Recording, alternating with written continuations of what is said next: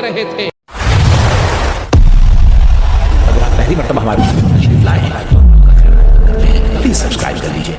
अल्लाह की बंदगी की जाए, अल्लाह की इबादत की जाए, लेकिन अल्लाह की इबादत में जिनको शरीक ठहराया जा रहा है उसका इनकार किया जाए। वलक़द बअसना फी कुल्ली उम्मति रसूला, हमने हर उम्मत में रसूलों को भेजा, हर उम्मत में पैगाम लेकर अंबिया गए, रसूल गए। क्या पैगाम लेकर? अन इबुदुल्लाह, इबादत सिर्फ अल्लाह की करो, वज्तनिबुत तागूत।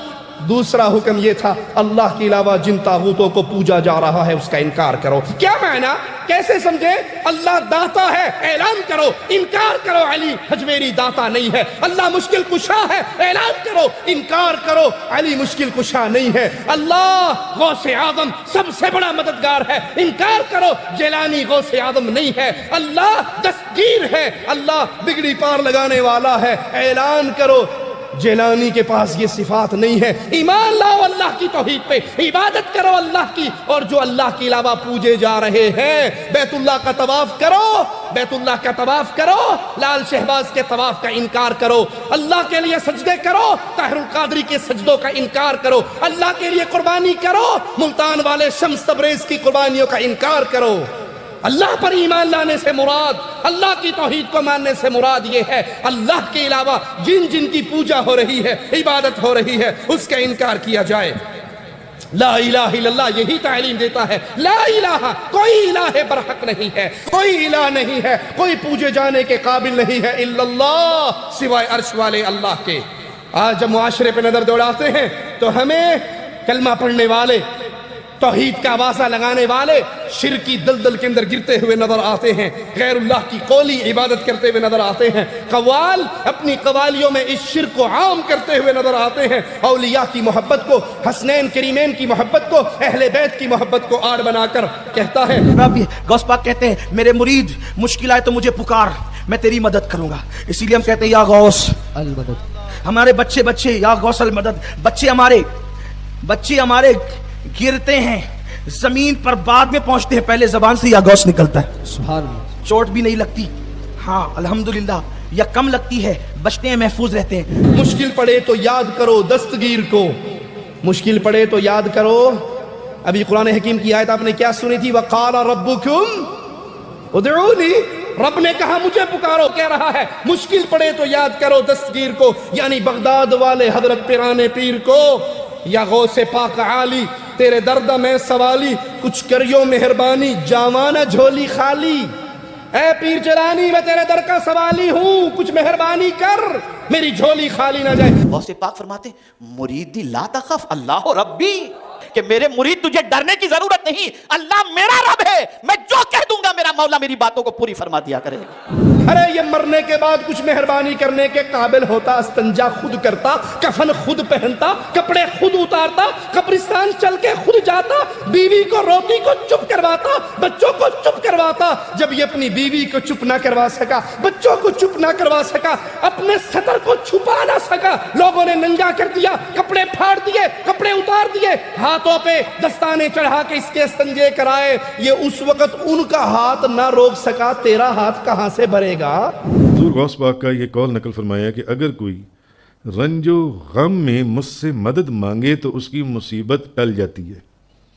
अगर कोई रंज और गम के अंदर मुझसे मदद मांगे तो उसकी मुसीबत टल जाएगी, और जो सख्ती के वक़्त मेरा नाम पुकारेगा उसकी सख्ती दूर कर दी जाएगी। खाली हाथों को भरने वाला अपने अरश पे है, उसके दर को छोड़कर अहले शिरकी इन कवालियों को सुनकर इन कब्रों पे न गिरिए। कहते हैं अक़दस का सदका, रसूल करीम का सदका दे दीजिए सरकार, अपने कुत्तों को खैरात अता फरमा दीजिए, अपने कुत्तों को टुकड़ा फेंक दीजिए सरकार।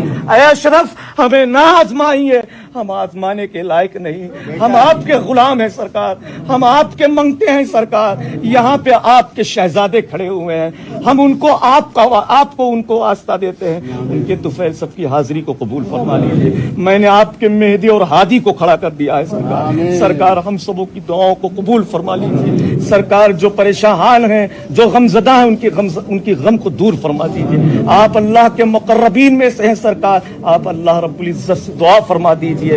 یہاں کے جتنے خدام ہیں سب کی خدمت کو قبول فرما لیجیے سرکار.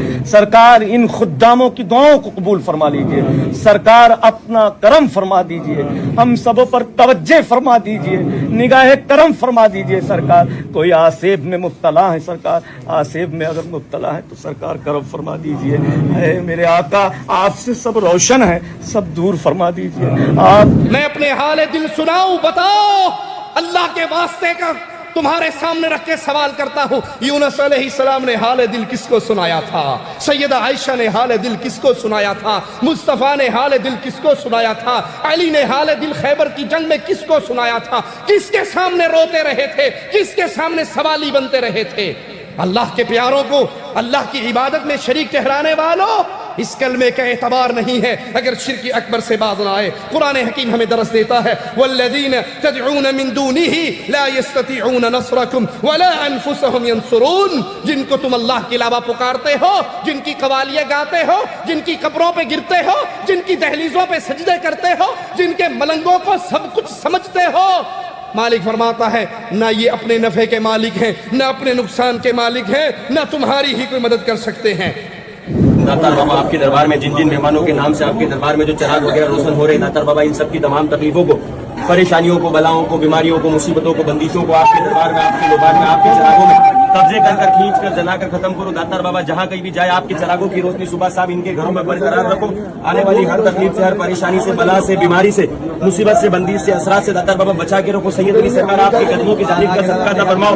آپ کے دربار میں جو چراغوں وغیرہ آپ کے دربار میں تمام مہمانوں کے حق میں روزانہ جلا کر دعائیں خیر کرتا ہوں سرکار. سب کی تمام مشکلوں کو آسان کرو, مدد کرو. آپ کفار مکہ کی کشتی اگر بھنور میں پھنس جاتی, کفار مکہ آواز لگاتے, قرآن حکیم بیان کرتا ہے فَإِذَا رَكِبُوا فِي الْفُلْكِ دَعَوُا اللَّهَ. جب ان کی کشتی پھنستی وہ پکار لگاتے, آواز لگاتے خالص اللہ کے لیے, مخلصین لہ الدین فَلَمَّا نَجَّاهُمْ إِلَى الْبَرِّ إِذَا هُمْ يُشْرِكُونَ. ان کی کشتی پھنستی وہ اللہ کو پکارتے, کشتی پار لگ جاتی إِذَا هُمْ يُشْرِكُونَ, پھر وہ شرک کرتے. افسوس کلمہ پڑھنے والے آج شرک کے اندر ان سے آگے بڑھ گئے. اللہ نے اگر موقع دیا تو مخدوم صاحب کی چوکھٹ پر ایک مرتبہ ضرور جانا, کیونکہ مخدوم سمنہ علیہ الرحمٰن نے وصال سے کچھ دن پہلے یا چند گھنٹے پہلے اپنی قبر میں بیٹھ کر کے جو رسالہ لکھا تھا, اس رسالے کے اندر یہ اشارے ملتے ہیں کہ جو شخص مخدوم صاحب کی قبر پر چلا جائے, مزار پہ ادھک عقیدت کے ساتھ چلا جائے, اللہ اس کی بدبختی کو ختم کر دیتا ہے, اس کی بدبختی کا خاتمہ فرما دیتا ہے. اس لیے خدا موقع دے تو ایک بار ضرور جانا. انا للہ و انا الیہ راجعون. عقل مندو ذرا عقل کو استعمال کرو.